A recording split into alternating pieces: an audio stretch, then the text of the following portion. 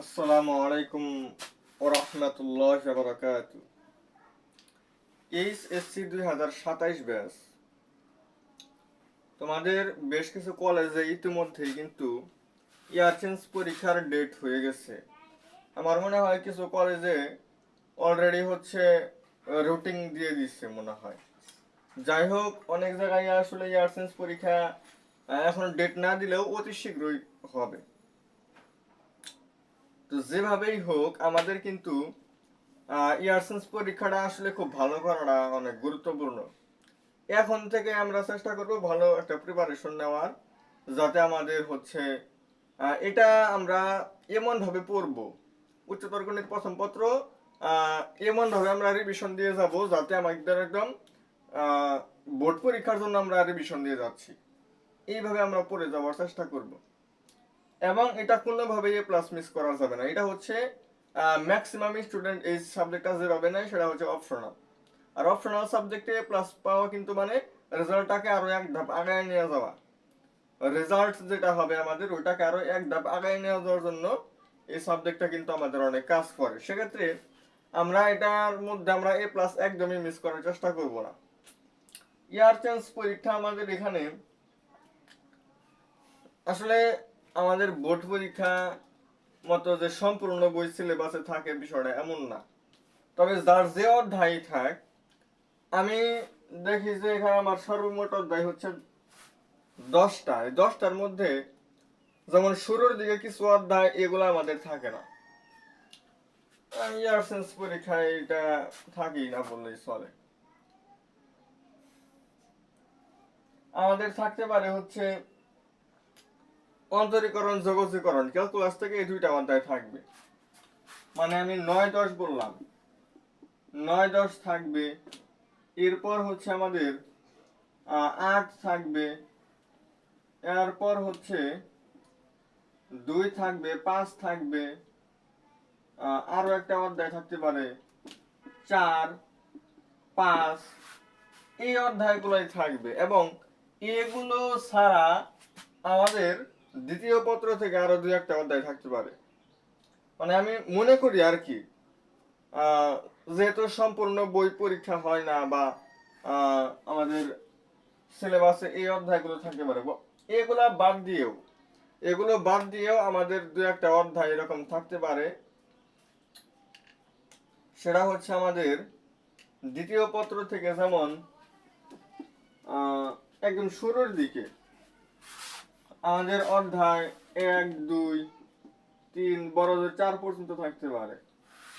এগুলো আমাদের second part থেকে বড় 4 নম্বর অধ্যায় পর্যন্ত, এর মধ্যে যে কোনো একটা বা দুইটা অধ্যায় থাকতে পারে। অনেকের সিলেবাস অনেক ধরনের হয়, বিভিন্ন কলেজে বিভিন্ন ধরনের সিলেবাস। সেক্ষেত্রে আমি এরকম বলতেছি কারণ আমি শিওর জানি না যে আমি এমন একটা সিলেবাস দিব যেটাতে আমার 100% সব মিলবে, এরকম না। বিভিন্ন জায়গার বিভিন্ন সিলেবাস তো মিলবে না কারোর সাথে কারো। এই অধ্যায়গুলোই সাধারণত আমাদের বেশিরভাগ ক্ষেত্রে আমাদের এই অধ্যায়গুলোই থাকে। সেকেন্ড পার্ট খুব কমই থাকে। সেকেন্ড পার্ট আমি কথা নাই বললাম, সেকেন্ড পার্ট খুব কমই থাকে, এটা থেকে আমাদের খুব একটা প্রশ্ন হয় না, বা ম্যাক্সিমাম কলেজে আমাদের এরকম থাকেই না আমাদের রিহার্সালে। তবে কিছু কিছু থাকে, এই কারণে আমি জিনিসটা লিখছি, কিন্তু ম্যাক্সিমাম যেখানে থাকে আমাদের এই অধ্যায়গুলোর মধ্যেই সীমাবদ্ধ। এই অধ্যায়গুলোর মধ্যে আমাদের সিলেবাসটা সীমাবদ্ধ থাকে। তো আমাদের যেহেতু ইয়ারসেন্স পরীক্ষা অতি শীঘ্রই হবে, আর ডেট দিছে, রুটিন দিয়ে দিছে, বা অনেক কলেজে দেয় নাই, অতি শীঘ্রই দিবে। এই জিনিসগুলো হচ্ছে আমাদের, তাহলে আমরা কিভাবে পড়তে পারি? আমাদের সব থেকে গুরুত্বপূর্ণ অধ্যায় আমি যদি একটু মার্ক করি, এখানে 3টা অধ্যায় আমাদের খুবই গুরুত্বপূর্ণ: 4, 9 এবং 10। এই 3টা অধ্যায় আমাদের সব থেকে বেশি গুরুত্বপূর্ণ। এই 3টা অধ্যায় থেকে আমি আজ মোট 15টা এমসিকিউ সমাধান করে দেখাবো। মোট কয়টা এমসিকিউ আমি দেখাবো আজকে? আমি 15টা এমসিকিউ, আমি গাইডটা নিয়ে আসতেছি।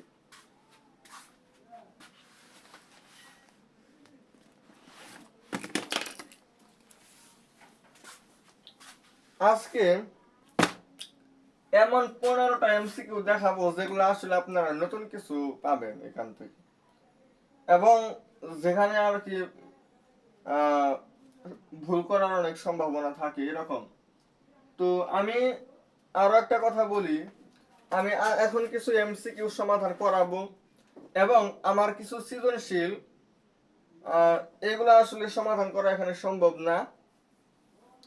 আমি বেশ কিছু সৃজনশীল এবং হচ্ছে আরো বেশ কিছু এমসিকিউ যেগুলো আর কি পরীক্ষায় আসতে পারে, বা যে কয়েকটা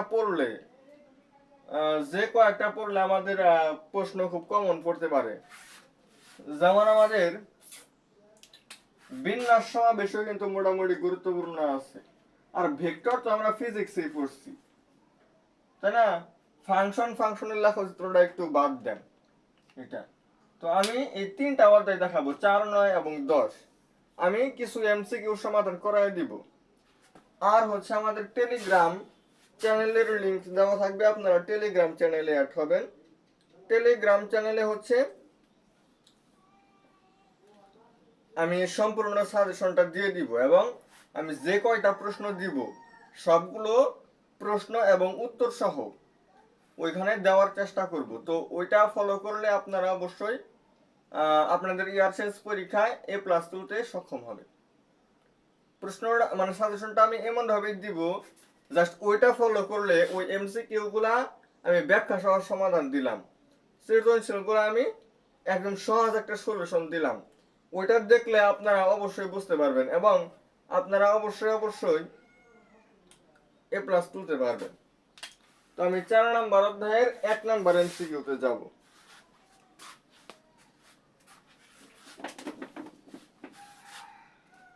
এই অধ্যায়টা আশা করি সবারই আছে, এমন কোন কলেজ নাই বাংলাদেশের।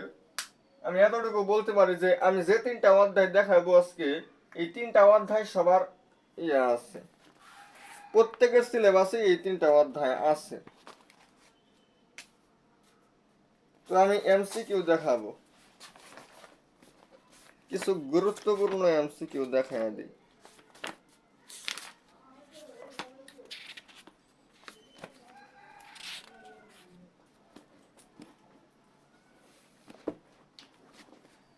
প্রথম যে জিনিসটা দেখাবো, বৃত্তের এখানে একটা এমসিকিউ আমি দেখতে পারলাম।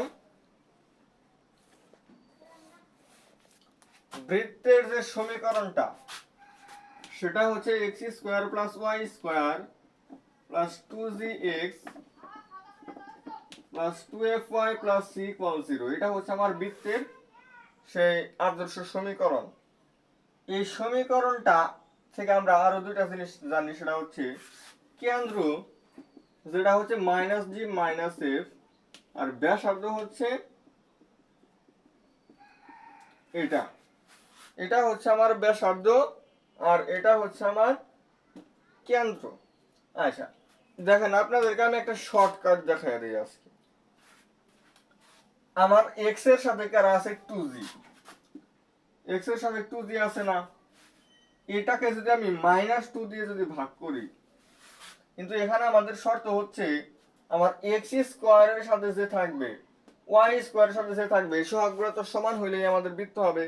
তো এই সহগগুলো আমাদের আগে 1 বানাইতে হবে, এটা হচ্ছে কথা। এরপর আমাদের x এর সাথে যে থাকবে তাকে আমরা -2 দিয়ে ভাগ করলাম, তাহলে এখানে আমরা পাবো -g, আর y এর সহগকে -2 দ্বারা ভাগ করলে আমরা পাবো -f, আর -g আর -f মিলে হচ্ছে আমাদের কেন্দ্র। তার মানে আমার এই যে সমীকরণটা দেওয়া আছে, আমি হচ্ছে জাস্ট x এর সহগকে -2 দ্বারা ভাগ এবং y এর সহগকে -2 দ্বারা ভাগ করলেই কেন্দ্র পেয়ে যাব।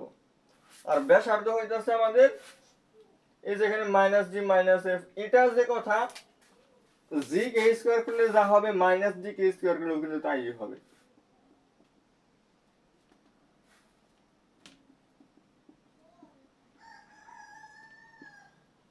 এটা কি ভুল?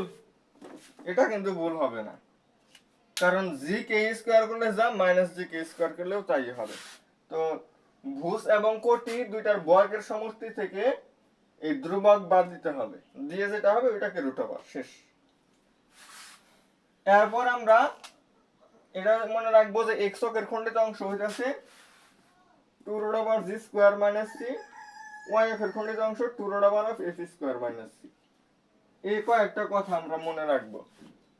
x² এবং y² এর সহগ সমান হইতে হবে, x y সম্বলিত কোনো পদ থাকা যাবে না। এবং আমাদের যে এই যে রুটের ভিতরে যতটুকু আছে এটা যদি আমাদের মানে আর যদি হয় এই আর আর তো বলা যাবে না g² + f² - c, এই জিনিসটা আমার শূন্যের সমান বা শূন্যের থেকে বড় হইতে হবে। এটা আমাদের শূন্যের সমান বা শূন্যের থেকে বড়। এখন যদি এটা এমন হয়ে যায় যে এটা শূন্যের থেকে ছোট, এটুকু শূন্যের থেকে ছোট মানে কি ঋণাত্মক, রুটের ভিতরে ঋণাত্মক সাইন আসবে মানে হয়ে যাচ্ছে জটিল সংখ্যা, সো সেটা কিন্তু আমাদের একটা ব্যাসার্ধ আসলে হতে পারে না। আর যদি শূন্য হয় মানে শূন্যের সমান হইলে সেটা হবে বিন্দু বৃত্ত। আর একটা বৃত্ত যদি মূল বিন্দু দিয়ে যায় সির মান হইতেছে 0। অনেক ইম্পর্টেন্ট মনে হয় কিছু কথা বললাম, এখন দুই একটা এমসিকিউ সমাধান করে দিই।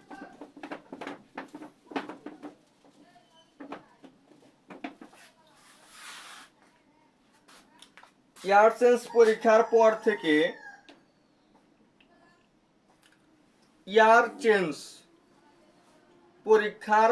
থেকে আমি উচ্চতর গণিতের জন্য যে 10টা অধ্যায় আছে সবগুলো অধ্যায়ের উপরে আমি আমার চ্যানেলে নিয়মিত ভিডিও আপলোড করব, শুধুমাত্র 27 ব্যাচের জন্য। 27 ব্যাচ যারা আছে ওদের জন্য আমি প্রথম অধ্যায় বাস্তব সংখ্যা, এটার উপর আমার যে কয়টা ক্লাস লাগে নিব একটা প্লে লিস্টের মধ্যেই থাকবে। এরকম যোগাশ্রয় প্রোগ্রাম একটা প্লে লিস্টে থাকবে, জটিল সংখ্যা এটা আমাদের একটা এর মধ্যে থাকবে এরকম। আর ফার্স্ট পার্টে যে 10টা ওটা হচ্ছে এক ক্লাসে বেসিক সিকিউ এমসিকিউ এই ক্লাসগুলো আমি নিব। অর্থাৎ একটা ক্লাসের ডিউরেশন যদি 10 ঘন্টাও হয় তাতে আমার কোনো কিছু যায় আসে না, আমি একটু একটু করে নিব, পরে সবগুলো অ্যাড করে দিব। তো একটা ক্লাসই নিব ম্যাট্রিক্স নির্ণায়কের উপরে, ভেক্টরের উপরে, সরলরেখার উপরে একটা করে ক্লাস নিব। এগুলো কিন্তু তোমরা একদম ফ্রিতে পেয়ে যাও।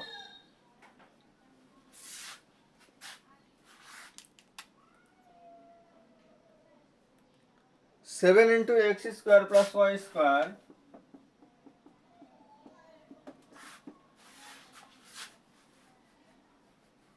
Plus 14x + 21y + 28 plus 14x 21y + 28। এই যে আমি বলছিলাম এখানে বলছে কেন্দ্র কত। আচ্ছা, কেন্দ্র বের করার ফর্মুলা কি ছিল, আমার x এর সহগকে x এর সহগ কত 14, এটাকে -2 দ্বারা ভাগ করতে হবে। কিন্তু তাহলে কিন্তু কেন্দ্র পাওয়া যাবে না, কারণ আমি বলছিলাম যে আমাদের এখানে x² এবং y² এর সহগ 1 বানাইতে হবে, কিন্তু এখানে আছে 7। তাহলে 7 কে 1 বানানোর জন্য কি 7 দ্বারা ভাগ করতে হইতাছে না, এই 7 এই -2 এর সাথে গুণন হবে, তাহলে হয় 14 ভাগ -14, তাহলে হয় -1। y এর সহগ হচ্ছে 21, এটাকে -2 দ্বারা ভাগ, আর এখানে আসলে হচ্ছে 7, 21 ভাগ -14 -3/2। তাহলে আমাদের কেন্দ্র হইতেছে -1, -3/2। এই জিনিসটাকে খেয়াল করতে হবে, এটা গুরুত্বপূর্ণ। যদি এখানে সহগ 1 থাকে তাহলে তো ইজি, x এর সহগকে জাস্ট -2 দিয়ে ভাগ করলেই হয়ে যায়। আর যদি বলতো এটার ব্যাসার্ধ,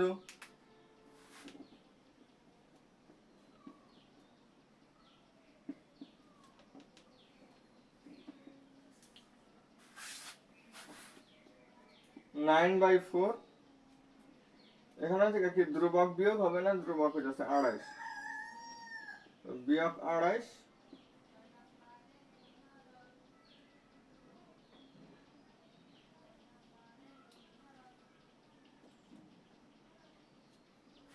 এই যে দেখেন দেখেন আপনাদেরকে আমি বলি, এখানে ধ্রুবক 28, আমাদের এই ভুলগুলোই কিন্তু স্টুডেন্ট করে। এই কারণে আমি কেন জানি ব্যাসার্ধটা বের করতে আসলাম, আর এটা আমি আপনাদেরকে বোঝাতে সক্ষম হব ইনশাআল্লাহ। আমাদের যে সমীকরণটা দেওয়া ছিল,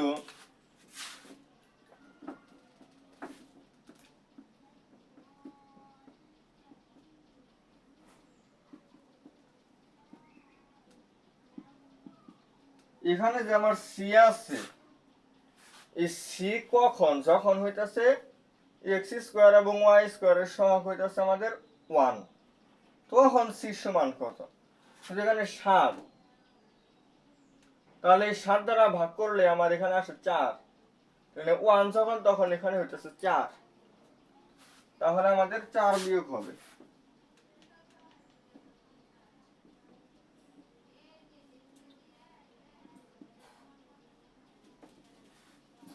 এখানে থেকে যদি আপনারা 28 বিয়োগ করেন তাহলে দেখবেন যে একদম ঋণাত্মক মান আসছে, বলবেন যে তাহলে এটার ব্যাসার্ধ হচ্ছে অবাস্তব, কিন্তু দেখবেন যে অপশনে তো একটা অবাস্তব নাই, তাহলে আপনি আর মিলাইতে পারবেন না। 4+9 বিয়োগ হচ্ছে 16।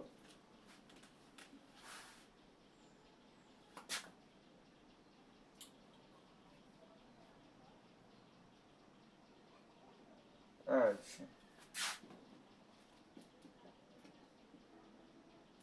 -3/4 আসে, এটা রুট ওভার ছিল, তাহলে এটার উপরে রুট ওভার, রুটের ভিতরে মাইনাস মানে হচ্ছে অবাস্তব, যেটা বলছিলাম সেটাই আসছে। যাই হোক, তার মানে এটা একটা বৃত্তের সমীকরণ আসলে হতেই পারে না। বৃত্তের কেন্দ্র এত, কেন্দ্র বাস্তব, এটা ঠিক আছে, কিন্তু এটার ব্যাসার্ধ আমরা কিভাবে বের করব? এটা আমরা লিখতে পারি হচ্ছে √3/2i, আর i সংক্রান্ত একটা সংখ্যা কি অবাস্তব, এটা কি বাস্তবে রূপ দেওয়া সম্ভব? জীবনেও না। এই কারণে এটা আমাদের আসলে একটা মানে আদর্শ একটা ফরম্যাট, এটা সত্য কথা বলতে এটা একটা বৃত্তই হতে পারে না। মানে বাস্তবে আমরা যে বৃত্তগুলো অঙ্কন করতে পারি, এরকম কোন বৃত্তের সমীকরণ এটা হতেই পারে না।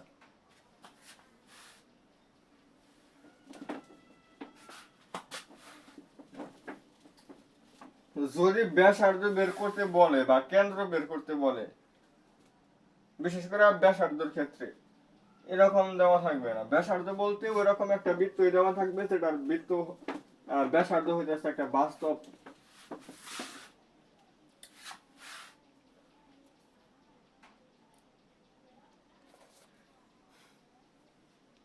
ওয়াই অক্ষের খণ্ডিত অংশের দৈর্ঘ্য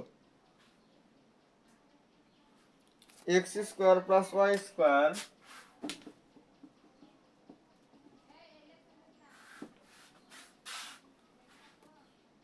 -4x + 8y।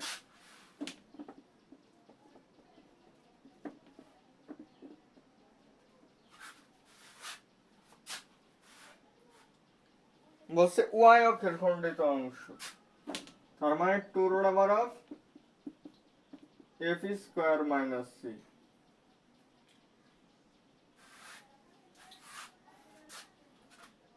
f বলতে ওয়াই এর সহগকে, ওয়াই এর সহগকে 2 দ্বারা ভাগ করলেই আমরা f পাই, আর ধ্রুবক নাই মানে হচ্ছে 0, 2 f মানে 4, 4 কে স্কয়ার, তাহলে এই রুট স্কয়ার করা 4 দুগুণে হচ্ছে 8।